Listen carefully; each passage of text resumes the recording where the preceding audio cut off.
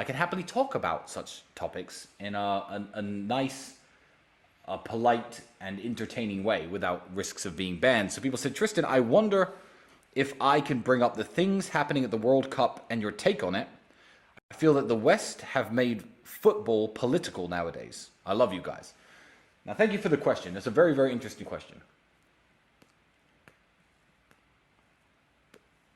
My opinion on it is actually very simple.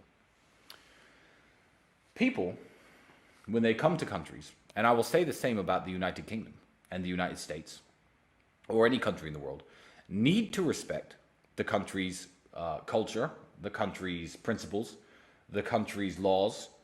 If you go to Singapore, you're not allowed to have chewing gum, for example. Chewing gum is illegal. They don't like the way it sticks to the streets. It makes garbage cleanup more difficult. They've made chewing gum illegal. Now, I can say, oh, well, you know, we chew gum in my country. I'm going to go over to Singapore and chew gum. Good. I hope they throw me in jail. And I hope they throw any people like that in jail who are openly disrespecting the laws and rules of a country. The West, you have to understand, is not a moral superpower.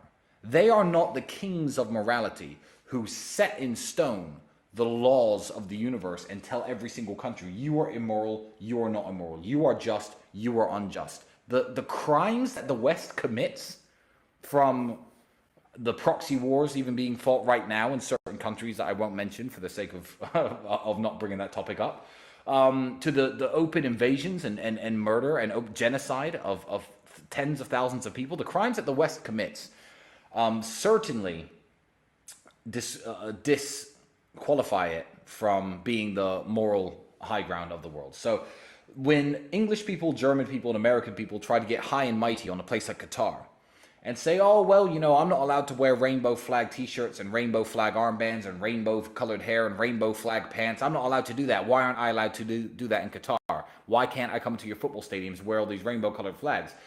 The thing is about this, in the Middle East, privacy is very, very respected. There are lots of gay people who live in Dubai. There's lots of gay people who live all throughout the Middle East, and they go to their houses behind their closed doors, and their business is their business. And people have been living like this for a very long time. I believe that if you are trying to wear a rainbow t-shirt to a Qatari stadium, you are openly provoking the Qatari people.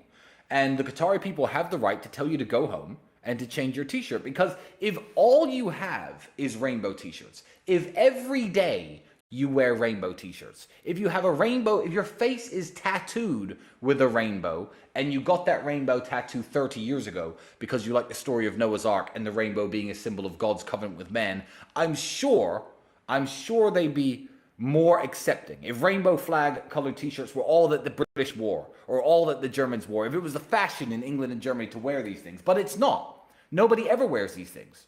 So when you're doing it at their stadiums and trying to get into their stadiums and get to their football games and get seen on TV with your rainbow colored flag, it's a virtue signal in the most ugly and promiscuous and exorbitant way. You should not be doing that to the Qatari people, and you are an idiot for putting them in the position for having to tell you to go home and change your shirt. So I believe that it is open provocation on the culture of Qatar. I believe that if you have the intention of coming to Qatar and trying to virtue signal in this way, don't. You know, stay at home, watch the football games at home, wear your rainbow t-shirt at home. It's no problem. I don't understand why you try to do this to another country and another country's culture. In exactly the same way that English people get mad when protesters who were against the British Armed Forces some years ago were setting fire to poppies in the city center. If you buy a poppy in the city center, the World War I memorial decoration, the small red flower, for those of you who don't know what that is, and you go home and light it on fire, no one's going to arrest you and no one's going to care. But when you openly provoke the English people in that way, they have the right to protest and get mad at you and throw you in jail. But the English people don't do that, of course, because England's too soft. But yeah, don't go to Qatar and provoke them, and don't, you know, think that your countries are the arbitrators of what is moral and what is not, because the behavior of the Western countries, especially throughout the last, has been some of the most disgusting and some of the most immoral behavior anywhere on the face of the planet. So these people aren't the boss. So take the t-shirt off and go home.